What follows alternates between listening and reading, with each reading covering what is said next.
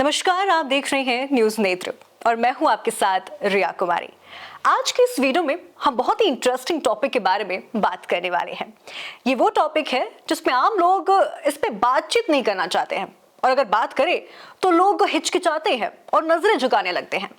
जी हाँ, ये वही मुद्दा है जिस पर बिहार के मुख्यमंत्री नीतीश बाबू ने भी बात किया था विधानसभा में। उन्होंने जो टिप्पणी की थी सेक्स एजुकेशन पर, वो जो तरीका था वो बेहद ही अलग था। वो वीडियो देखने के बाद हमें लगा कि उस पे हमें जरूर बात करना चाहिए, क्योंकि जो सेक्स एजुकेशन जो मुद्दा है वो बहुत ही संवेदनशील मुद्दा है। तो इसी सिलसिले में हमारे साथ जुड़े हैं आरोग्य मेडिसिटी इंडिया के फाउंडर और MD doctor Mahendra Rana ji. Doctor Mahendra ji, आज हम बहुत ही इंपॉर्टेंट टॉपिक पे बात करने वाले हैं, सेक्स एजुकेशन। तो आज मैं आपसे जानना चाहती हूँ कि एक्चुअली सेक्स एजुकेशन क्या है और हमारी लाइफ में इतना इंपॉर्टेंट क्यों है। आज से ही नहीं, प्राचीन समय से सेक्स एजुकेशन पे बात हुई है, इस पे ग्रंथ लिखे गए हैं, किताबें लिखी गई हैं, रिसर्च हुई है। लेकिन बीच का कुछ ऐसा समय आया कि जिसमें हमारे समाज में सेक्स एजुकेशन के बारे में बात करने में लोग हिचकिचाने लगे, संकोच करने लगे और इसको एक टैबू माना गया कि सेक्स एजुकेशन के बारे में बात करना सही नहीं है। और उसके बहुत सारे साइड इफेक्ट हमारे समाज में आज की तारीख में भी देखे जाते हैं। इसलिए मैं ये कहना चाहता हूं कि सेक्स एजुकेशन उतनी ही जरूरी है जितनी हमारी अन्य जो एजुकेशंस हैं, क्योंकि ये हमारी लाइफ का एक महत्वपूर्ण हिस्सा है और इसके बिना सृष्टि आगे नहीं बढ़ सकती है। लोग बात नहीं करते इस बारे में और वो शर्माते हैं कि लाइक हम क्या बात कर रहे हैं, है ना। तो इसमें पेरेंट्स कैसे डील करें अपने बच्चों के साथ? जी, ये बहुत ज़रूरी है। खास करके जो हमारे इंडियन कल्चर है वहाँ पे एक माइंडसेट रहता है पेरेंट्स का कि एक एज के बाद ये लोग खुद सीख लेंगे और एक हिचकिचाहट भी उसमें रहती है। इसमें ओपनली बात करने में लोग शर्माते हैं, जबकि मेरा पर्सनली ये मानना है कि बच्चे को जो है सेक्स एजुकेशन, सेक्स के बारे में, सेक्सुअल ऑर्गन्स के बारे में जो है एक प्राइमरी लेवल पर अपने घर से या अपने पेरेंट्स से ही पता चलना चाहिए, न कि इधर उधर बाहर के दोस्तों से या इंटरनेट के माध्यम से, क्योंकि उसमें कई गलत जानकारी मिलने का खतरा रहता है। आप भी एक पेरेंट है, तो आपने भी अपने बच्चों को कुछ टिप्स दिए होंगे, तो आप कुछ टिप्स देना चाहेंगे? पेरेंट्स का ये दायित्व बनता है कि जैसे जैसे बच्चा बड़ा होता है, 10 साल 11 साल में उसमें कई हार्मोनल चेंजेस आने लग जाते हैं, उसमें मेंस्ट्रुअल साइकिल शुरू हो जाती है। तो वो मेंस्ट्रुअल साइकिल के बारे में वो अपनी मम्मी से, पापा से, जिनके साथ भी वो कंफर्टेबल हो, उनसे इस बारे में जानकारी ले, या लड़कियों को इस बारे में अच्छे से जानकारी दें कि ये एक नेचुरल फिनोमिना है। हमें उनको समझाना पड़ेगा कि मेंसेस पीरियड शुरू होने से जो है वो एक कंप्लीट वुमेन बनती जा रही हैं, कि जो उनके फिजिकल डेवलपमेंट के लिए बहुत जरूरी है।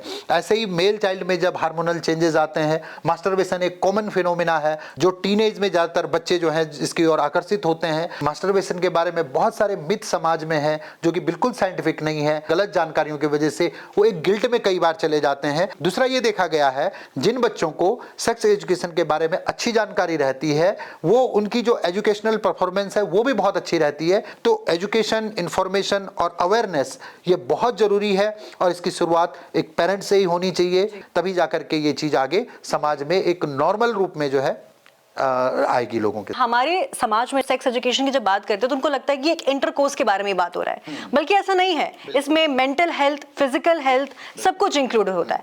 तो मैं आपसे पूछना चाहूंगी, अगर इंटरकोर्स की बात आती है तो हम इसमें किस तरह से अपनी बॉडी को हेल्दी रखें? लोगों ने ये एक धारणा बना दी है कि सेक्स एजुकेशन का मतलब है कि सेक्स के बारे में या एडल्ट्री के बारे में बात करना, जबकि ऐसा बिल्कुल भी नहीं है। सेक्स का मतलब केवल जो है एक फिजिकल कॉन्टेक्ट नहीं होता है। सेक्स एक इमोशनल, एक साइकोलॉजिकल एक्ट है और ये बहुत जरूरी है हम लोगों को ये पता हो कि कहां पे हम लोग सेफ सेक्स कर सकते हैं और अनसेफ सेक्स क्या होता है। ये जानकारी होनी भी बहुत जरूरी है, क्योंकि जब तक हम लोग फिजिकली, इमोशनली इस चीज को नहीं समझेंगे या इस चीज के बारे में एजुकेट नहीं होंगे, तब तक ये एक फिजिकल एक्ट बना रहेगा। आजकल जो टीनेजर्स है उनको कौन से एज में सेक्स एजुकेशन के बारे में जानकारी होनी चाहिए? जो एक छोटा बच्चा है, जिसको जो 5 साल का मान लीजिए, जिस बच्चे को हम लोग अभी बॉडी पार्ट्स के बारे में बता रहे हैं, उसको जो है हमारे सेक्सुअल ऑर्गन्स के बारे में भी जानकारी हो। जब वो 10 साल का हो जाता है बच्चा, तो उसको हमें प्यूबर्टी के बारे में बहुत डिटेल में जानकारी देनी चाहिए। जो हार्मोनल चेंजेस, जो इमोशनल चेंजेस उस समय आते हैं,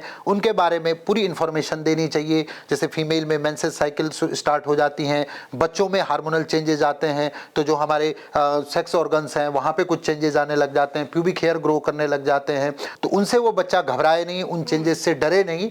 ये जानकारी हम लोग 10 से 12 साल के बच्चे को दे सकते हैं। उसके बाद जब बच्चा टीनेज में आता है तो वहाँ पे मास्टरबेशन है, इस बारे में खुल के बात होनी चाहिए। इसके जो प्रो एंड कॉन्स हैं, इसके बारे में क्या साइंटिफिक स्टडी हैं, वो इन्फॉर्मेशन उस बच्चे को होनी चाहिए। एडल्टहुड के जो बच्चे हैं वहाँ पे हमारी सेक्सुअल लाइफ जनरली स्टार्ट हो जाती है, और आजकल जो एक सोशल माहौल है उसमें बच्चे अब को एजुकेशन में है, male child, female child, male adult, female adult एक साथ पढ़ रहे हैं। तो वहाँ पे उन लोगों को सेफ सेक्स क्या होता है, गुड टच क्या है, बैड टच क्या है, इन टच के बारे में और प्रिकॉशन सेक्स के लिए क्या ले सकते हैं, इन सब चीज़ों के बारे में बहुत अच्छी साइंटिफिक जानकारी होनी चाहिए। ये सेक्स एजुकेशन के स्टेप हैं। एंशिएंट टाइम से इस बारे में क्या डिस्कस हुआ है, इस बारे में बातचीत हुई है?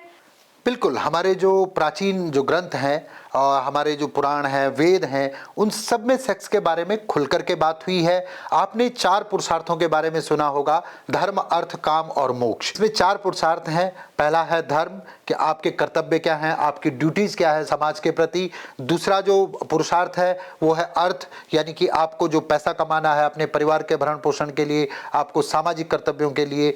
तीसरा पुरुषार्थ है काम, काम का मतलब हमारे यहाँ सेक्स से लिया गया है। और चौथा पुरुषार्थ मोक्ष है। आयुर्वेद में भी कहा गया है कि न मांस भक्षणे दोषे न मद्ये न च मैथुने, युक्त मात्रम अमृतम विष अन्यथा। ये युक्त मात्रा में यही आपके लिए अमृत का काम करेंगे, आपके लिए नरिशमेंट का काम करेंगे। और अगर आप इनका एक्सेसिव यूज करेंगे तो यही आपके लिए जहर बन जाएंगे, आपकी बॉडी और हेल्थ के लिए पॉइजन का काम करेंगे। काम सूत्र में आप देखिए बहुत डिटेल से सेक्स और सेक्सुअल एजुकेशन के बारे में बताया गया है। फोर प्ले क्या होता है, मेन प्ले क्या होता है, इसका एक डिफरेंस काम सूत्र से अच्छा कहीं नहीं बताया गया है। गुड टच क्या होता है, बैड टच क्या होता है, इसका भी डिटेल डिस्क्रिप्शन बहुत अच्छे से हमारे ऋषियों ने बताया है।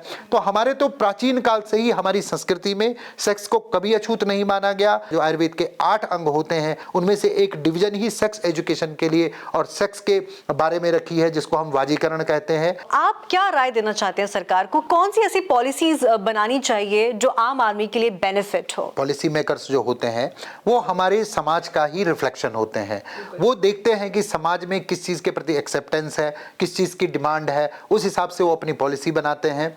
हालांकि जो है हमारी गवर्नमेंट ऑफ इंडिया ने 2007 में एक ट्राई किया, एक प्रयास किया कि सेक्स एजुकेशन को कंपलसरी किया जाए और इसको step by step education system में लाया जाए। सेक्स एजुकेशन के प्रति बहुत सारे मिसकंसेप्शन होने की वजह से उस समय जो हमारे पॉलिटिकल लीडर्स हैं, जो हमारे कई एनजीओ हैं, कई धार्मिक संस्थान हैं, उन्होंने इसका विरोध किया, जिससे गवर्नमेंट को जो है इस पॉलिसी को वापस लेना पड़ा। अब 2018 में गवर्नमेंट ने आयुष्मान भारत के अंतर्गत सेक्स एजुकेशन को दोबारा इम्प्लांट करने की कोशिश की है। तो ये धीरे धीरे बदलाव आ रहे हैं और मैं उम्मीद करता हूं कि भारत पहले की अपनी प्राचीन संस्कृति की तरह सेक्स को भी कोई टैबू या कोई झिझक का माध्यम न मान के खुल करके बात करेगा। क्योंकि जब हम खुल के बात करेंगे सेक्स के बारे में, तभी जो सेक्स एजुकेशन की जानकारी के अभाव में बहुत सारी मिसहैपनिंग होती हैं, चाहे वो बलात्कार के केस हों, इमोशनल इम्पैक्ट हो, सेक्सुअल ट्रांसमिटेड डिजीज की जानकारी ना होना हो, इन सब के बारे में लोग अवेयर होंगे। इसलिए मैं तो जितने भी पॉलिसी मेकर्स हैं, जितनी भी हमारी चाहे गवर्नमेंट ऑफ इंडिया है या जो स्टेट गवर्नमेंट्स है और जो भी एनजीओ और अन्य संस्थान हैं जो समाज को प्रभावित करते हैं, उन सब से आपके इस कार्यक्रम के माध्यम से यही अपील करना चाहूंगा, ये रिक्वेस्ट करना चाहूंगा कि सेक्स एजुकेशन को अछूत मत मानिए। ये हमारे टीनेजर्स के लिए, हमारे आने वाली पीढ़ी के लिए बहुत जरूरी है कि वो सेक्स के सही गलत सारे पहलुओं के बारे में अवेयर हो। और इसका एकमात्र साधन है कि हम लोग सेक्स एजुकेशन को भी एज अ सब्जेक्ट छोटे से ही स्टेप बाय स्टेप पढ़ना शुरू करें और एक साइंटिफिक स्टडी हम लोगों के सामने हो, जिससे कि हमारा समाज एक स्टेप आगे बढ़ सके। तो जैसे कि आज के वीडियो में डॉक्टर महेंद्र जी ने आपको एकदम विस्तार से सेक्स एजुकेशन के बारे में समझाया है, तो जितने भी पेरेंट्स हमें देख रहे हैं, आई होप आप लोग क्लियर हो गए होंगे और आप लोग भी जाइए अपने बच्चों से इस बारे में बातचीत कीजिए। इनफैक्ट अभी से जाइए और इस बारे में उनसे डिस्कस कीजिए। ये अवेयरनेस हर घर तक फैलनी चाहिए। ये बहुत ही ज्यादा इंपॉर्टेंट और संवेदनशील टॉपिक है। तो आज के इस वीडियो में बस इतना ही और इसी तरह देखते रहिए न्यूज नेत्र। धन्यवाद। न्यूज नेत्र, आओ बदले नजरिया।